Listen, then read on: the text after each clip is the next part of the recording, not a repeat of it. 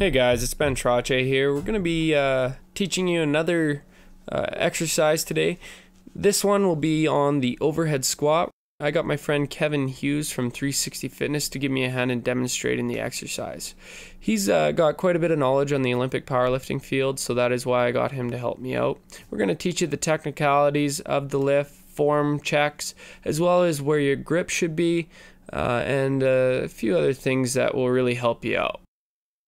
Okay, here guys, I'm going to show you the different places you can put your hands on the bar. Here you'll see Kevin has his hands roughly 5 to 6 inches off the end of the bar where the weights go on.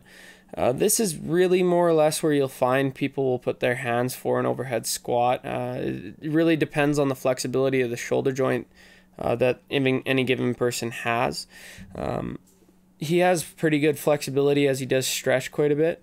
Here you'll see in a second that much more wide grip. This is for people that have low flexibility or very little flexibility in their shoulder joint.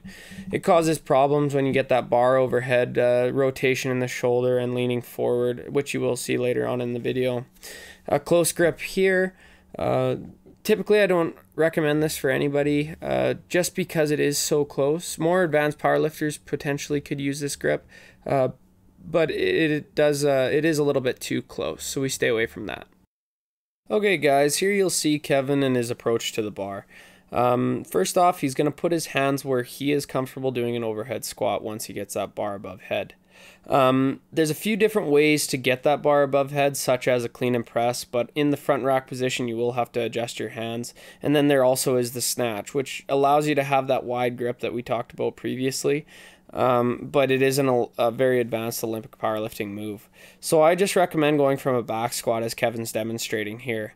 He does just press the bar overhead very nicely, regular shoulder press I would call it. He does this because there is no weight on the bar. If he did need to get it overhead with weight on the bar, he'd just use a little bit of a push press through his legs. Big thing to start off with is Kevin's arms are locked out. It's very nice to see that, as well as a nice straight wrist. You don't want a bent wrist when you're doing your overhead squat. He's got a very nice chain as well, and what I mean by that is that bar is orientated over top the midline of his foot all the way through his lift. He keeps his chest up, his chin out, and he really pushes his butt back, making sure that his legs are doing all the work. A lot of weight isn't going through his knees. What you will find is if you do have an inflexibility in your shoulder joint, when you get into the low end of your overhead squat, the bar is going to want to rotate forward. And what will happen is you'll have to get out of the overhead squat. As Kevin comes down, he absorbs the weight through his legs very well. If you have a lot of weight on that bar, it is nice to do that. Just cushions the fall a little bit. In this view, the posterior view, you'll be able to see the different flexibilities that Kevin does have and he does possess because he does stretch every day. Big thing as he gets down into that ass to ass squat, he does demonstrate that straight locked out arm very nicely, his straight wrists as well. The big thing too, dealing with flexibility, is feet stay firmly on the ground. This is because his IT bands as well as hips are very flexible. What you will see in people that don't have that flexibility is as they go down into that overhead squat, as Kevin's doing right here, the outside of their feet will actually come off the ground because they don't have that flexibility. So if you don't have that flexibility and you are learning that overhead squat, you might need to find out how to ditch that bar properly or get out of harm's way, so to speak, when you have weight on the bar. So we put a couple light weights on there for Kev to demonstrate the proper way to ditch a bar. So when people get into trouble, they over-rotate forward sometimes, and you can just jump out from behind the bar as Kevin did there.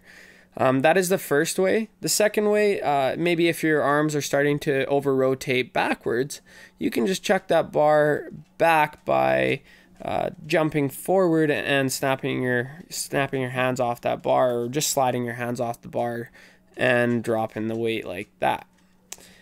Hopefully that video kind of helped you guys out in instructing you to get that overhead squat started. If you guys have any questions or concerns, please do leave a comment on the YouTube page and we'll try and get back to you as soon as possible. My name is Ben Trache. Thank you very much for listening. Hope it was instructional and technical for you. And come to you soon with a new video. Thank you very much. Bye now.